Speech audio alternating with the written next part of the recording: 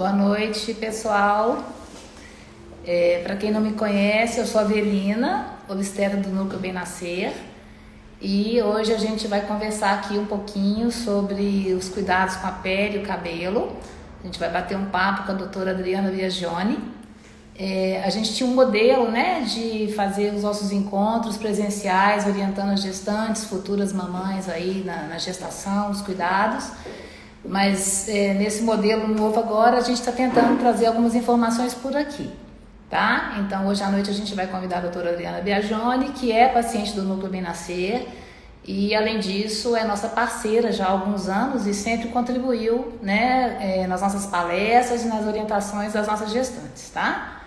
Vamos esperar agora, né, a doutora Adriana começar, a gente trocar umas ideias aqui, né? Importante é saber que durante a gravidez a gente se preocupa muito com os cuidados com a gestação, com o bebê, alimentação, os cuidados com exames, mas a mulher também tem que preocupar com a questão estética, né, com a prevenção de algumas coisas que podem aparecer durante a gravidez e para ficar uma mamãe bem bonita também, né? Doutora Adriana, vamos esperar mais um pouquinho. Cheio de gente querida aí, Milena, Pérola, Sara. Que bom ter vocês aqui com a gente hoje à noite. Muito bom. Esperar mais um pouquinho.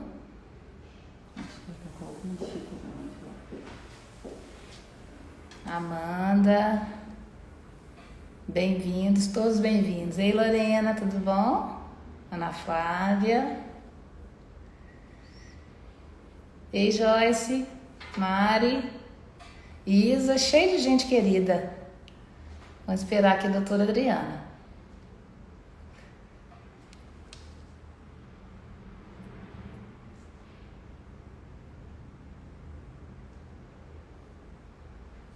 E Adriana, estamos esperando aqui.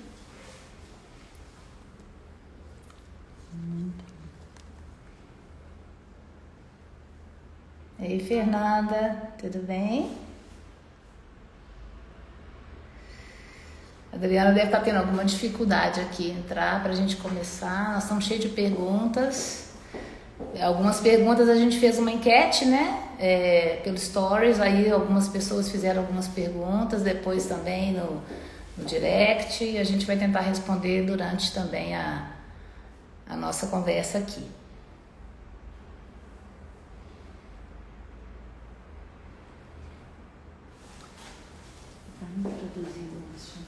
A gente vai conversar um pouco, né, sobre os cuidados com a pele, com o cabelo. A mamãe grávida aí tem muitas dúvidas a respeito de produtos que podem ser usados, né? Às vezes a pessoa já fazia uma química de cabelo, usava algum produto, algum ácido na pele. Existem uns cuidados que a gente tem em relação a estrias, né? Filtro solar, tem várias dúvidas aí que a gente vai tentar esclarecer com vocês, tá bom? Mas eu acho que a Adriana deve estar tendo alguma dificuldade mesmo em entrar aqui com a gente. Ela vai sair e entrar de novo.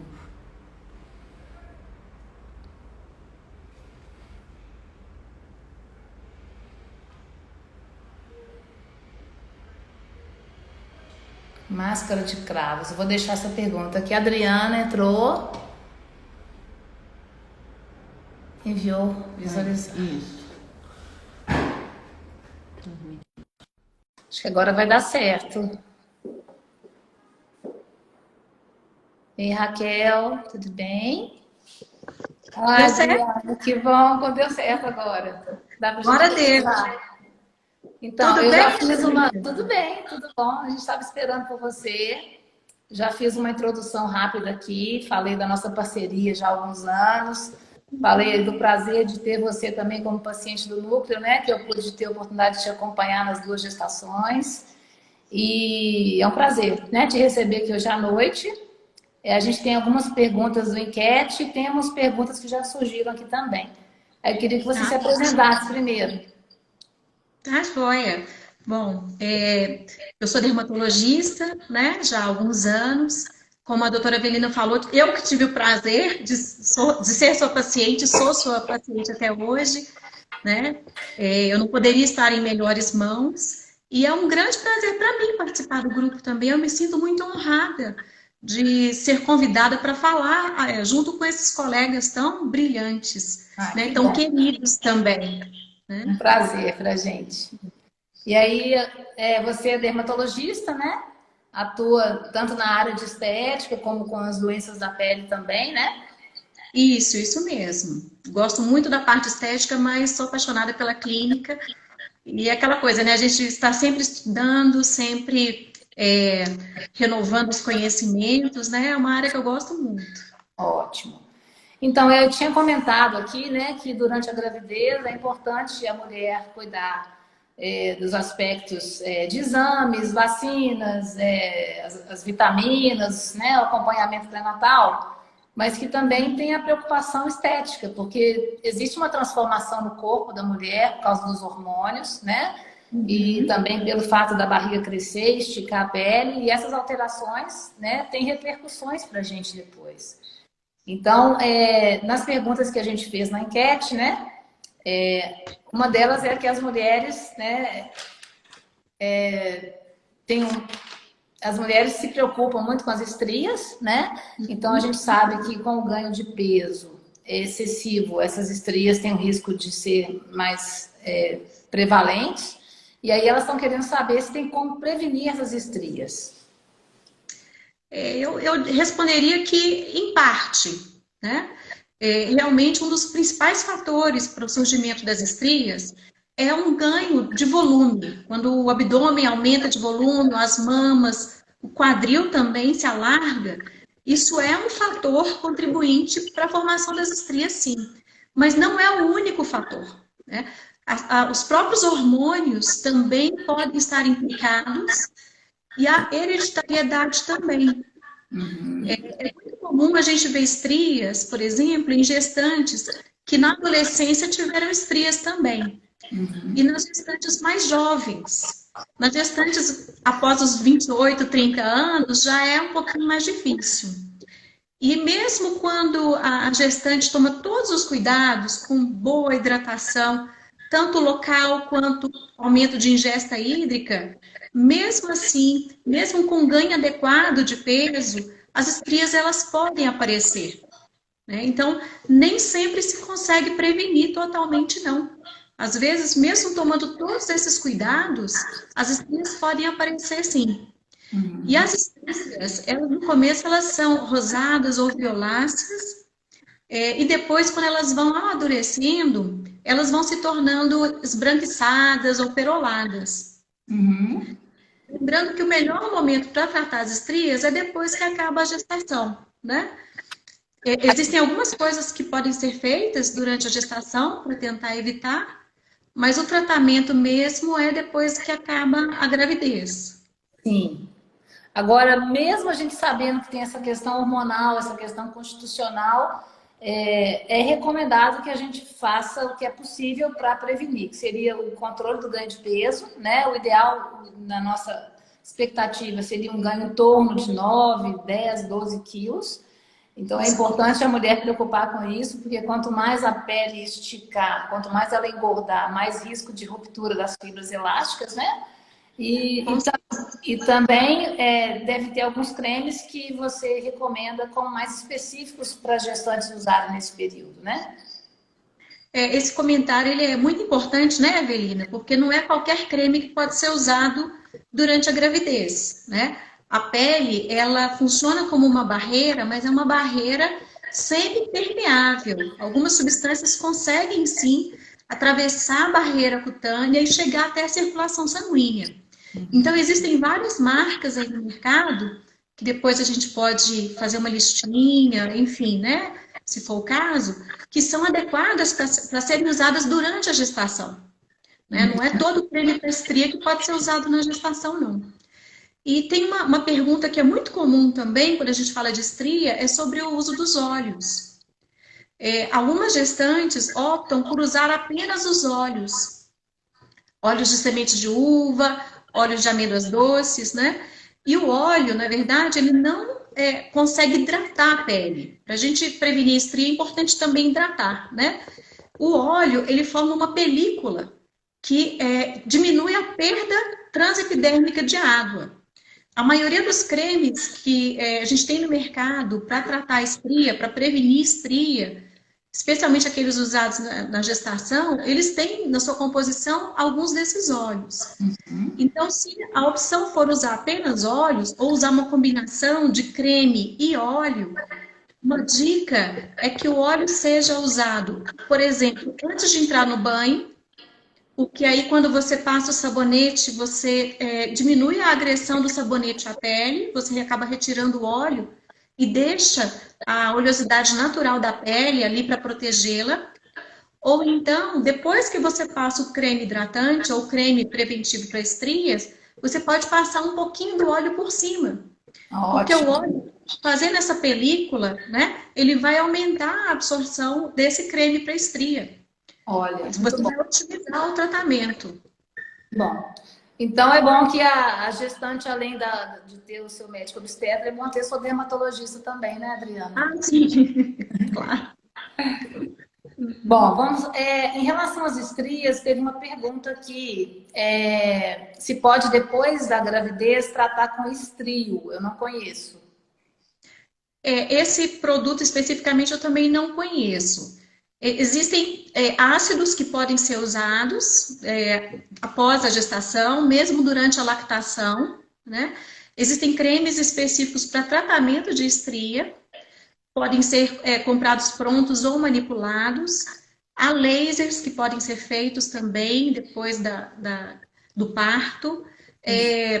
Dermabrasão, há peelings, né? Há vários procedimentos que podem ser feitos. E vai depender, a escolha vai depender muito desses procedimentos, vai depender muito do tipo de estria, né? Porque algumas estrias, elas ficam mais finas e podem ficar até afundadas na pele, né? Para essas, às vezes, o tratamento é um pouquinho mais difícil. Mas para cada tipo de estria tem um tratamento mais adequado.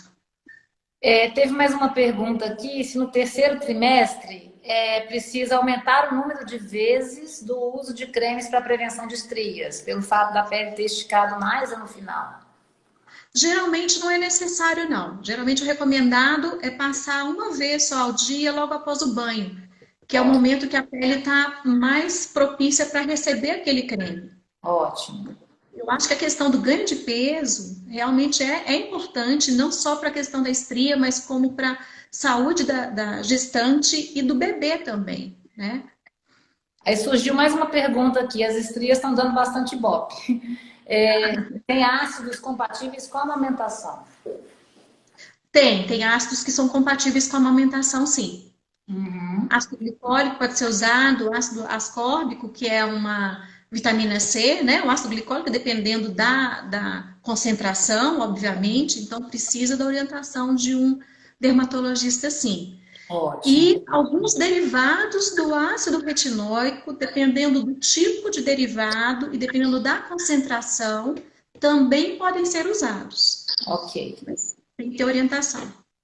Vamos passar para a segunda pergunta, então. Grávida pode usar produtos ou cosméticos de tratamento no rosto? Foi uma pergunta que a gente fez também na nossa enquete. 74% das pessoas responderam sim e 26% não. 26% não. Depende também, né? Depende do cosmético que a gente está falando e depende também da idade gestacional. Porque até durante as primeiras 12 semanas, que são as semanas em que o bebê está sendo formado, em que os órgãos estão sendo formados, a gente evita usar qualquer tipo de cosmético que tenha ativos, né? Então, a gente evita usar os ácidos, evita usar clareadores. Após esse período, existem alguns produtos que podem ser usados, mas sempre a gente tem que pesar custo-benefício. Né? Existem produtos no mercado que têm associações, isso pode alterar o grau de penetração dessas substâncias, né? Existem algumas substâncias que são totalmente contraindicadas durante toda a gestação. Sim. Então, é importantíssimo consultar o seu obstetra, o seu dermatologista, para saber se há risco e se há necessidade. de usar aquele cosmético, né? A gente sempre tem que prezar a segurança. Com certeza. E em relação à gravidez, o primeiro trimestre é um período mais vulnerável da gravidez, em que a gente redobra os cuidados em relação a todas as questões, né, Adriana? Todos os fatores. E é importante lembrar o seguinte: não há estudos feitos com cosméticos em grávidas. Os estudos são feitos, às vezes, em ratos, em cobaias, em animais. A gente não tem estudo nenhum que seja feito em gestante. Né? Então, a maioria das empresas não recomenda mesmo que se use.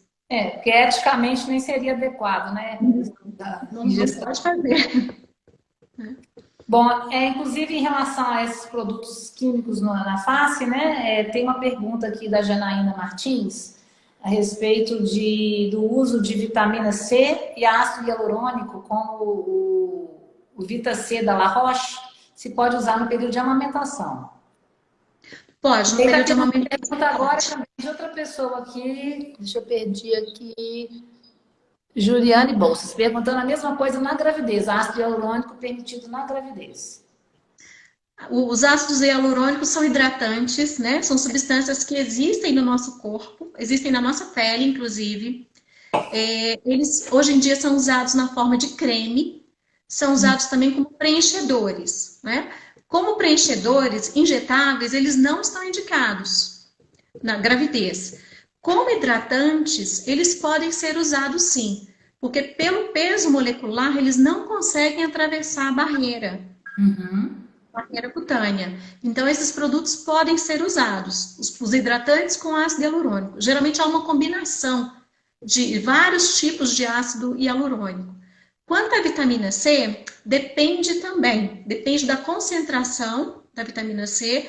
Em geral, os produtos à base de vitamina C, eles podem ser usados depois da 12ª semana.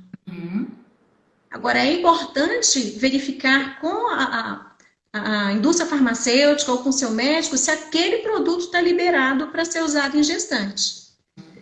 Uma vez, eu tive uma cliente que me perguntou se um determinado produto, e era de vitamina C, e não falava nada no rótulo, e eu fui buscar junto à indústria essa informação. Porque vem um rótulo lá cheio de produto, né? Cheio de substância química. E aí a indústria me respondeu o seguinte: olha, fica a seu critério. Falei, bom, se fica a meu critério, né? Como é que eu vou autorizar? E há outras indústrias que endossam, não, esse produto aqui pode ser usado, essa vitamina C, dessa concentração pode ser usada, dessa concentração não pode, dessa não pode. Então, eu tenho aqui já a minha listinha de produtos que podem ser usados, que eu tenho o aval da indústria farmacêutica, e eu tenho conhecimento de que aquela concentração é segura. Então fica de novo a dica aí, né, da gente ter na gestação uma dermatologista que pode dar essas orientações, de preferência alguém que já tem alguma vivência com gestantes, né?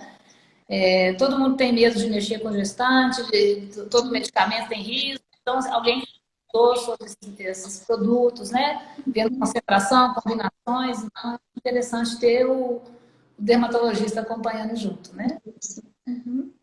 Adriana, a gente tem mais uma pergunta aqui sobre as químicas, né? Química de cabelo, relaxamento, tinturas. Foi outra pergunta que a gente fez na enquete, perguntando se durante a gravidez pode continuar usando química, né? Então tem as progressivas, os relaxamentos, tintura, luzes, né? Sempre traz bastante dúvidas no que pode usar, do que não pode. 13% das pacientes disseram que sim, que poderia continuar. E 87% acham que você tem para que não pode. Então, vamos lá. Isso vem mudando muito ao longo dos últimos anos, né? Ao longo aí das últimas décadas. Porque antigamente as tinturas, elas eram muito pesadas, tinham muito metal pesado, muito chumbo, né? E de lá para cá isso veio sendo modernizado. Então esse conceito veio mudando. Mais uma vez, no primeiro trimestre, principalmente, a gente não deve usar química, né? Não tem nada provando, é a fase mais nobre da gestação. Mas, a partir daí, alguns procedimentos com os cabelos podem ser feitos, né? Em relação às tinturas que não são permanentes, as que são mais naturais, como por exemplo a rena pura, ela é a mais segura durante a gestação, né? Então a Pigmento. rena, ela pode ser usada, por exemplo, né? Outro procedimento que pode ser feito com menos risco é a realização de luzes ou mechas nos É uma cabelos. pergunta que está surgindo aqui agora também. Pois é. Por quê? Porque quando você faz as luzes ou as mechas, o produto não encosta na raiz. Uhum. Geralmente há uma distânciazinha, muitas vezes usam-se aquelas toucas, né? Sim. E menos produto é usado. Se você tem menor quantidade de produto, menor contato com o couro cabeludo, e geralmente é feito com água oxigenada, que a gente não tem tanto problema assim, né? Uhum. É um procedimento, geralmente, que as mulheres podem ficar um tempinho maior sem refazer. Às vezes dá para dar um intervalo aí de 2, 3 meses, né? Então, é uma forma de cuidar dos cabelos com menor risco, Menor risco. né? Com menor risco. Ótimo. Mas, enfim, se for pintar mesmo, o ideal é usar aquelas tintas mais temporárias, né? Espaçar, desculpa, Tonalizante. tonalizantes, espaçar mais as tinturas, não misturar produto. Quando a gente mistura produto, pode ter uma reação química ali que a gente desconhece, pode ter a produção de algum ativo que a gente não sabe, né? E aí a gente não vai ter como saber se entrou no corpo ou não. E o que mais? Em relação aos alisamentos, né? O ideal é evitar, especialmente o formol, né? O formol é extremamente tóxico. As cabeleireiras grávidas também, com qualquer tipo de química que vão aplicar nas suas clientes, elas têm que tomar cuidado com a inalação dos produtos também, com o vapor que sai. Com cheiro, se você está sentindo cheiro, é porque tem substância tóxica, substância química ali que está sendo Rosa, né? exalada. Né? E uma coisa que a gente tem que lembrar também é que essas tinturas todas, elas podem causar uma agressão na pele do corpo cabeludo, e como a grávida ela tem uma mudança na sua imunologia, na sua sensibilidade da pele, ela pode ter uma dermatite, por exemplo. Sim. Né? Então, pode pintar? Pode. Depois, a partir do segundo trimestre, com esses cuidados todos, né? Espaçando as aplicações. Acho que a gente não pode esquecer que o couro cabeludo, né, a pele é o órgão que absorve as substâncias, né, e depois vai para a corrente sanguínea. Então a gente não pode desconsiderar isso, né? Bom, agora vamos falar um pouquinho. Está surgindo várias perguntas aqui em relação à pigmentação da pele. Então a gente sabe que várias alterações que acontecem no nosso corpo durante a gravidez são decorrentes de alterações hormonais, né? Então, os hormônios aumentam muito para poder manter essa gestação e, às vezes, tem alguns efeitos colaterais desses hormônios aumentados no nosso corpo. Um deles, que é bastante conhecido, é a pigmentação da pele, né? A gente produz mais melanina, mais melanócitos e aí a gente tem pigmentação em algumas áreas do nosso corpo, né? Aí surgiu uma pergunta aqui, eu acho que essa é mais para mim até, em relação à pigmentação das areolas, né? Então, as areolas... a própria vulva, as axilas, sofre uma pigmentação temporária, por causa desse efeito hormonal. E depois isso regride independente de qualquer coisa, não precisa fazer nada. Agora, dessa mesma forma, existe uma tendência à formação de melasmas, que na gestação a gente chama de cloasma, né? Que são aquelas manchas marrom que aparecem na face. E essas manchas são bem feias, né? E a gente tenta evitar ao máximo. Então, podia falar um pouquinho para a gente, Adriana, sobre a prevenção dos melasmas e o tratamento posterior, né, em caso de necessidade. E também perguntaram aqui, Mariana Paiva, se existe uma forma de evitar o melasma na gestação ou é uma questão genética também? É uma questão genética também.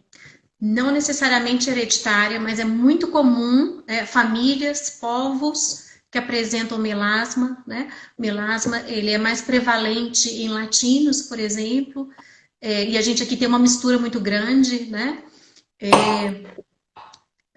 Geralmente pessoas de pele mais escura vão ter as manchas um pouco mais escuras, pessoas de pele mais clara têm a mancha um pouquinho mais clara. O melasma ele costuma aparecer muito a partir do segundo trimestre da gravidez, mas pode estar presente desde o início. Quando a gravidez termina, algumas mulheres conseguem ter uma regressão total da mancha, Sim. outras vão ter só uma regressão parcial, isso até espontaneamente mesmo. Né? Eu falo assim, o melasma ele é multifatorial, né? Nós sabemos que ele tem essa influência hormonal, tem essa questão genética, sim. Hoje já localizaram alguns genes que estão alterados no melasma. Parece que receptores para estrogênio também tem uma certa alteração nessas áreas do rosto. E a exposição solar é o principal fator que desencadeia, né? Que piora a mancha. Para falar em prevenção, durante a gravidez, o que a gente pode fazer é usar filtro solar e evitar calor no rosto. O infravermelho, que nós percebemos como calor, ele também estimula a pigmentação. E os filtros solares, para a gente tratar melasma, o ideal são os filtros combinados. São os filtros que têm uma proteção contra ultravioleta A e B, que a gente chama de filtros químicos, e que tem proteção contra a luz visível. Qual que é a diferença? O ultravioleta são raios solares que a gente não enxerga, né? E que são responsáveis pela pigmentação da pele, por alterações no DNA da célula da pele, e que a gente consegue proteger a nossa pele desses raios através do uso de algumas substâncias químicas que estão lá dentro do filtro solar. E o filtro físico, ele vai proteger a gente da luz visível. Luz visível é a claridade, é o espectro de luz do arco-íris. E hoje a gente sabe que a luz visível também influencia no melasma. Quando a gente combina esses dois tipos de filtro, né, o filtro químico com o filtro físico, a gente tem uma melhor proteção. Proteção maior, sim. O filtro físico é tudo aquilo que faz uma barreira física mesmo, né? Então, como exemplos, assim, mais grosseiros, uma roupa, óculos escuros, chapéu, isso tudo é filtro físico. E para passar na pele, os filtros físicos são aqueles filtros que têm cor, porque eles têm um pó compacto praticamente adicionado ali, que vai formar essa barreira. Um pó compacto, uma base de maquiagem, qualquer coisa que faça uma cobertura ali e que o nosso olho não consiga ver a mancha. Hoje a gente já tem filtros assim no mercado, já vem com essa combinação. Ou você pode fazer uma combinação própria, né? Usa um filtro sem cor, por exemplo, e usa um pó compacto por cima, ou uma base por cima. Mas é praticamente a única prevenção que a gente pode fazer do melasma durante a gestação, né? Então, a exposição solar muito direta, usar filtro solar e evitar o calor. Então, evitar o forno, né? Colocar o rosto muito próximo de uma panela que está no fogo. Quando for abrir um forno, afastar um pouco o rosto. Evitar ambientes muito quentes. Evitar, por exemplo, entrar num carro que ficou debaixo do sol. Então, abrir as janelas. Tentar maneiras que o rosto não fique muito vermelhinho, que não sinta esse calor. Ótimo. E Adriana, também aquelas mulheres que usam anticoncepcional, né, e já apresentam aquela tendência a esses melasmas, tem que tomar mais cuidado ainda, né? Sim, é muito comum, o melasma ele aparece ou quando a menina vira moça, quando a moça começa a tomar anticoncepcional ou na gravidez, né? São os 3 momentos principais. Tamanho é a influência dos hormônios. Tá, E agora... muitas vezes... Desculpa, continua. Imagina. Muitas vezes quando se chega na menopausa, né, muitas mulheres experimentam aí uma cura desse melasma pela deficiência hormonal que acontece nessa fase. Estrogênio, principalmente. E para aquelas mulheres que tomaram todos os cuidados, se preveniram, e mesmo assim tiveram o coágulo gravídico, né, o que pode fazer depois como tratamento? Durante a gestação, existem algumas substâncias, alguns clareadores que podem ser usados. A gente só usa assim, tem que avaliar muito o risco-benefício, né?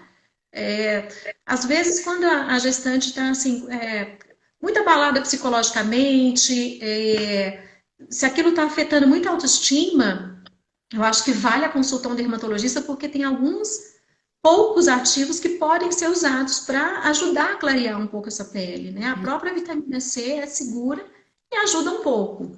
Mas depois do parto, é que a gente pode entrar com um tratamento mais intensivo, né? Mesmo durante a amamentação, há ativos que podem ser usados com segurança. Agora, o filtro solar é sempre, né? Antes, durante, depois, filtro solar é a número 1. Todos os dias, né? Aqui, Todos antes os que a gente dias. passe para o próximo tópico, surgiu mais uma pergunta aqui da Laura. Melasma aparece e dura toda a gestação ou tem algum período que pode aparecer mais? Durante toda a gestação ou tem um período da gestação que pode aparecer mais? Ele pode estar presente desde o início da gestação, mas o mais comum é a partir do segundo trimestre. Mas pode estar presente desde o comecinho. Por isso que a gente tem que prevenir, né? Desde o momento que a gente sabe que está grávida, já começa a reforçar o uso do filtro solar, né?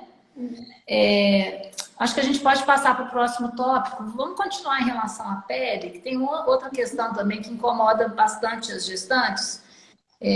Outra alteração também que é reflexo de uma alteração hormonal, que é o aumento da progesterona, e existe um aumento da oleosidade da pele. Então, aquelas mulheres que têm uma tendência a ter acne, às vezes elas ficam muito incomodadas na gravidez, né? Tem alguma coisa, algum produto que a gente pode usar e alguma coisa para prevenir ou para tratar essa acne na gravidez?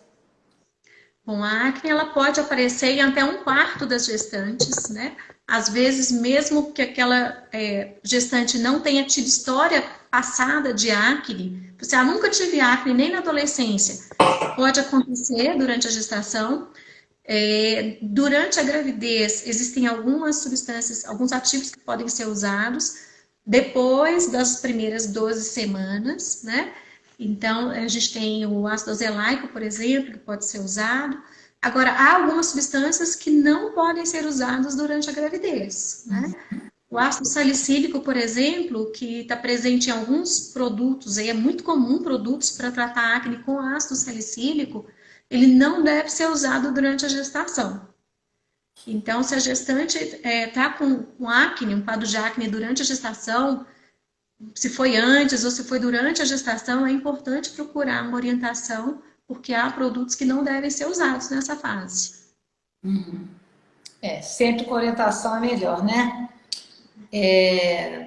Repetindo aqui, já fizeram perguntas sobre luzes na amamentação, mas assim, acho que você já respondeu até durante a gravidez, então acho que está respondida essa pergunta, né? Uma pergunta da Sara Temponi. Vamos falar de cabelo mais um pouquinho, então? Surgiu uma pergunta aqui, por que a estrutura do cabelo modifica na gravidez? Então, a gente já citou, né, que essas alterações hormonais, né, que acontecem na gravidez, normalmente no período de gravidez o cabelo fica até mais bonito, normalmente por causa dos hormônios, e a queda de cabelos durante a gravidez é menor, né? Agora, a gente sabe que logo após o parto tem um período que já é previsto de queda de cabelos. E aí a gente fez uma pergunta também na enquete, né? Se a queda de cabelos pós-parto é por causa da anestesia. 14% das pessoas respondeu que sim e 86% disse que não. Perfeito, acertaram. Realmente, os hormônios, o que eles fazem? Eles aumentam o diâmetro do fio. Então, o cabelo ele fica mais grosso, a maioria das vezes, né? Ele vai ficar mais grosso. E há um prolongamento da fase de crescimento. Por causa do estrógeno, né? Principalmente. Exatamente. Exatamente. E isso faz com que menos fios evoluam para a fase de queda, né? Porque há uma queda natural. A gente sabe que é natural perder de 100 a 150 fios de cabelo por dia. Né? E ninguém fica estressado porque nasce de novo, né? Eles vão se revezando. Como há uma lentificação, a fase de crescimento ela fica mais longa, né? O primeiro trimestre ele vai ficar mais cheio, mais volumoso e ele cai menos, realmente. Depois do parto, de 1 a 6 meses após o parto, esses hormônios eles vão cair naturalmente. E por causa disso, os fios voltam ao seu ciclo normal, ao seu ciclo natural. Uhum. Como nós tínhamos muitos fios na fase de crescimento, eles começam a entrar na fase de queda. E com isso há uma queda muito importante no período pós-parto, né? Há também o estresse do parto, né? Que também pode, em alguns casos, contribuir para essa queda. Outra coisa são pequenas deficiências nutricionais, né? Às vezes, eu que já fui mãe, eu sei como é que é, né? Às vezes é difícil a gente conseguir manter uma alimentação adequada também no pós-parto imediato, né? Então, assim, é importante manter uma boa nutrição. Eu vejo, às vezes, algumas pacientes falando, assim, que muito preocupadas de voltar ao peso anterior à gravidez e começam a fazer restrições alimentares, né? Isso tudo pode influenciar também. Mas essa queda normal, a gente chama de eflúvio telógeno, ela é esperada, ela acontece de 1 a 6 meses, mas ela pode durar até 1 ano e meio. Né? Uhum. E assim, ela pode ser intensa, ela pode, assim, a ponto da gente passar a mão e sair, né? 5, 6 fios, mas depois volta a crescer. Tem Uhum. uma coisa interessante que na gravidez há um consumo de ferro muito grande também, né? Pela própria gestação, independente do tipo de parto. Então, assim, não é raro a gente ver no pós-parto pacientes com uma baixa de ferritina, né? Sim. Então, há suplementos que a gente pode usar para ajudar nessa fase do pós-parto, nesse eflúvio telógeno. Uhum. Ótimo. E estão perguntando aqui se cortar o cabelo diminui a queda, se isso procede. Não, infelizmente não, senão seria mais fácil até, né? Mas não, é bom cortar os cabelos, né, para que eles cresçam com força, porque a pontinha ela vai afilando, né? E o cabelo ele precisa de nutrientes, se você cortar fica mais fácil, mas não tem relação não, cortar o cabelo ou não é indiferente para essa queda principalmente, né? Não vai interferir na queda não. A gente até já avisa para as mamães, né, na alta, que isso vai acontecer e às vezes coincide até com o período que começa a cair o cabelinho do bebê também, né? Uhum. E não tem nada a ver com anestesia, né, gente? Isso aí é uma pergunta que a gente fez aqui. Ok. Teve uma pergunta aqui também sobre máscara de cravos. Eu não conheço. Você conhece? Conheço algumas. Conheço algumas. Eu tô perguntando se pode usar na gestação? É. Não é, a gente não recomenda máscara, não, pelo seguinte, tem várias máscaras no mercado, né? E a máscara, geralmente, ela faz uma oclusão. Quando você oclui alguma coisa, você aumenta a absorção. Uhum. Então, se for uma máscara, por exemplo, que tem um ácido salicílico, que tem alguma substância que não pode ser usada durante a gravidez, você está aumentando a absorção daquela substância. Uhum. Então, não é indicado usar, não. Durante Essa a eu gravidez, expliquei. não é bom usar, não. Depois, no pós-parto, pode usar. Aham, Mas tá na bom. gravidez, Tem uma outra pergunta aqui da Marina Paiva, essa aqui acho que é para mim também. Aquela linha que surge na barriga da gestante é a mesma questão do melasma? Então, aquela linha que a gente chama de linha negra, né, é a pigmentação da linha alba que todos nós temos, né, no nosso corpo, é uma linha que não aparece. Isso é por causa da nossa formação na fase de embrião, né? Quando a gente é embrião na barriga da mãe da gente, tem um período que a gente é plano e depois a gente vira um cilindro. E é como se fosse o nosso fechamento ali na frente, né, do abdômen. E todo mundo tem essa linha, mas ela é branca, então não aparece. E com a pigmentação da gestação, ela aparece e depois ela some de novo, né? Isso é normal. E tem uma outra questão aqui que levantaram a respeito de se tem algum sabonete que você indica para acne. existem alguns que podem ser usados, de preferência sem ácido salicílico. Pode falar a marca? Acho que sim. Não dá Pode. dica, né? Eu gosto muito do cicatriz líquido, que é um da Dermage, mas é só o líquido, o barra não pode ser usado. Então, o cicatriz líquido da Dermage pode ser usado. Tá ótimo. Bom, Adriana, em relação às perguntas que a gente fez na enquete, em relação às perguntas que surgiram aqui também durante essa live, a gente tá aberto ainda, viu, pessoal? Se quiser fazer mais alguma pergunta, nós estamos à disposição. Então, a gente já respondeu as perguntas. Aí, tem mais alguma coisa que você gostaria de contribuir, de acrescentar aqui? Deixa eu pensar. Bom, acho que as principais dúvidas que eu tenho aqui em consultório, né, são essas. Me perguntam às vezes também sobre unha. Sobre Acabaram de perguntar unha. aqui também se as unhas ficam mais fracas durante a gestação. A unha pode variar muito, né? Tem gente que fica com a unha mais fraca, sim. Às vezes aparecem algumas estrias, que são umas linhazinhas longitudinais, podem aparecer algumas manchinhas. Mas tem gente que fica com a unha mais forte, isso varia muito de uma gestante para outra. Perguntam muito também sobre o uso de prótese, né? Daquelas unhas artificiais. Sei. E geralmente elas não são muito indicadas, independente se é gestante ou não, né? Pelos produtos químicos que são usados, aquelas colas que são usadas, elas podem causar dermatite, elas aumentam o risco de traumatismo, e com isso pode acontecer um levantamento da lâmina ungueal, pode dar pequenas hemorragias por baixo da lâmina ungueal também, né? Mas pode fazer unha, não tem problema passar esmalte, não tem problema usar removedor de esmalte. E um cuidado que a gente sempre lembra é em relação aos aparelhinhos, né? Em relação ao alicate de unha, a lixa.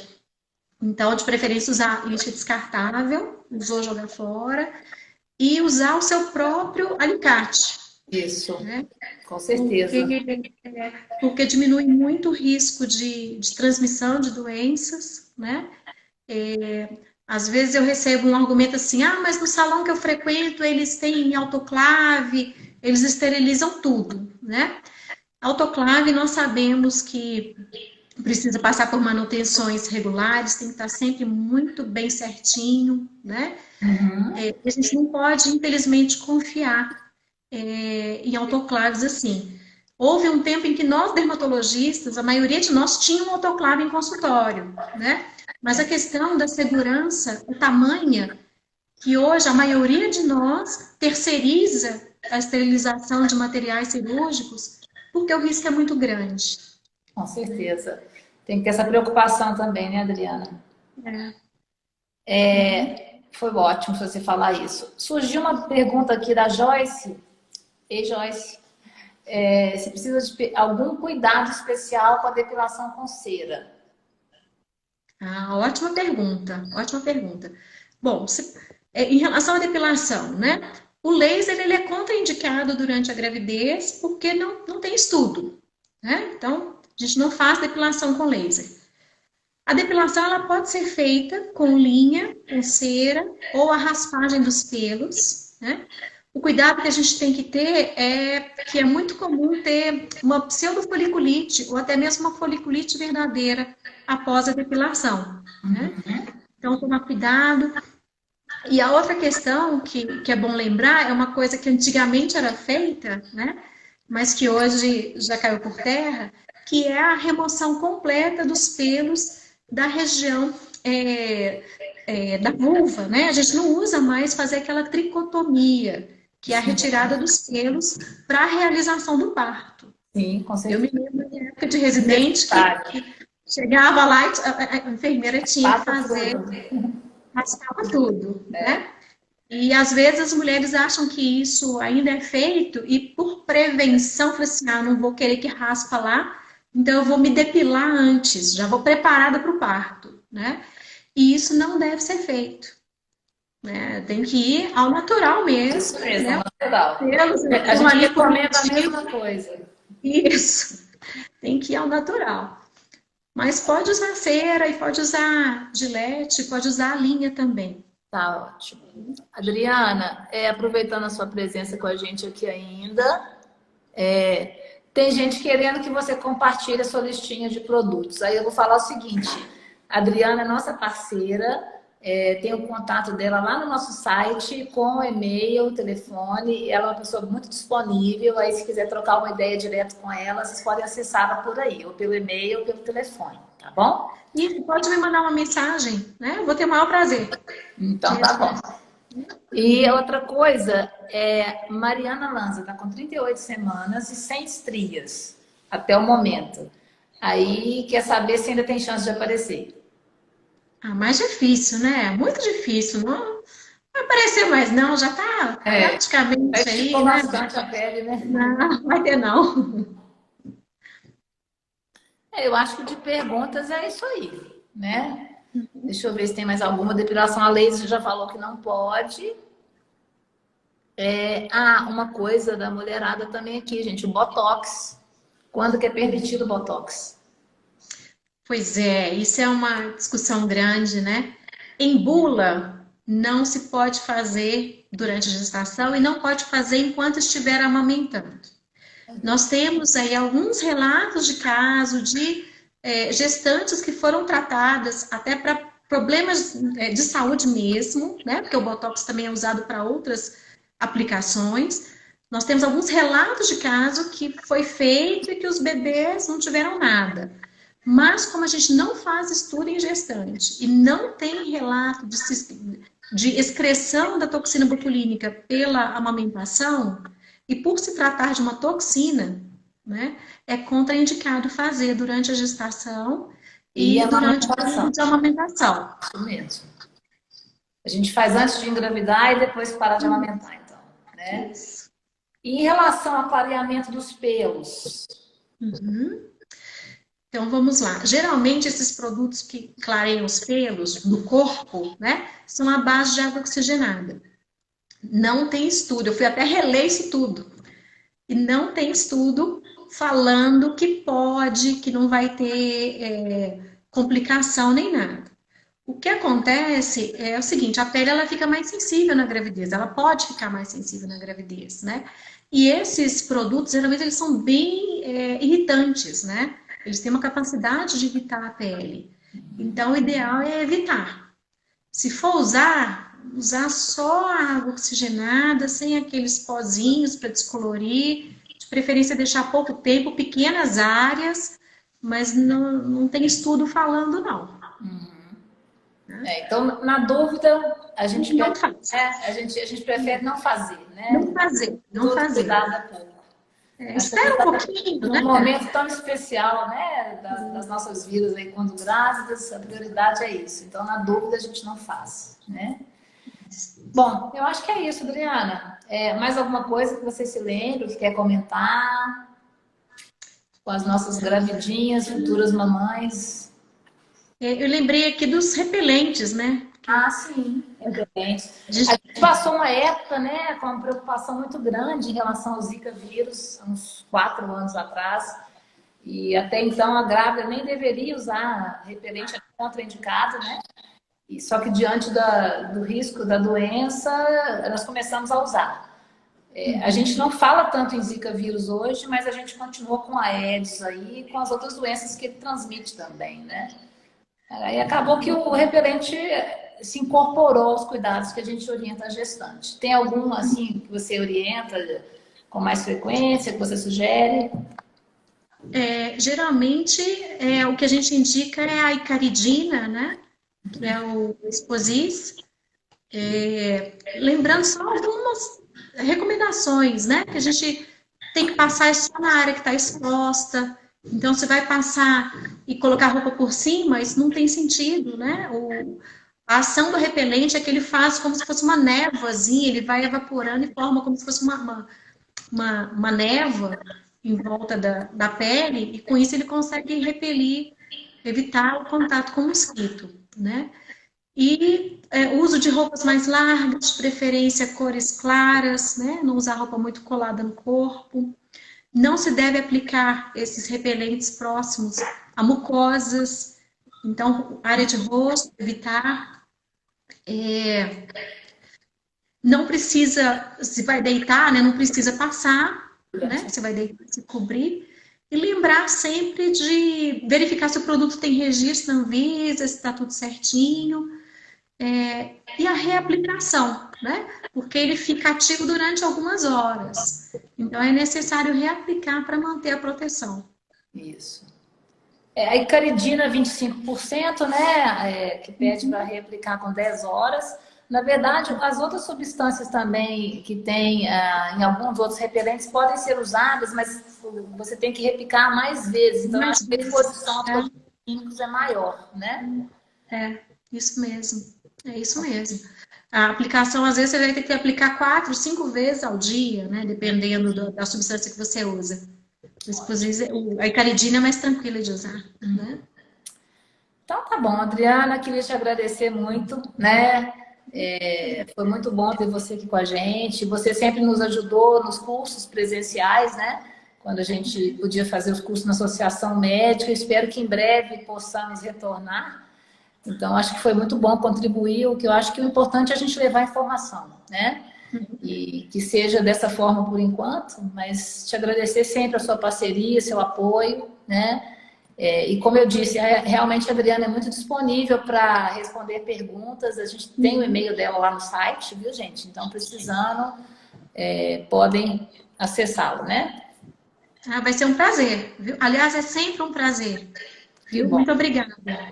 Tá bom. Obrigada a todos também por ter participado, gente. Boa noite. Tchau.